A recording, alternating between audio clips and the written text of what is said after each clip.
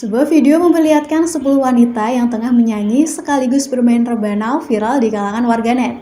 Bagaimana tidak, para wanita tersebut bukannya mengenakan gamis dan jilbab pada umumnya, melainkan berdandan layaknya pocong. Mereka bernyanyi dan membuat formasi berselang-seling dengan ekspresi datar.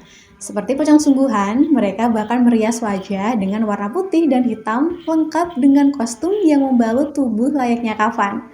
Aksi ini pun seketika membuat warganet bergidik dan terkejut. Namun ada juga yang merasa terhibur dengan tingkah random para wanita itu. Kira-kira tujuan grup Qosida ini mengenakan kostum nyeleneh itu untuk apa ya, Tribuners?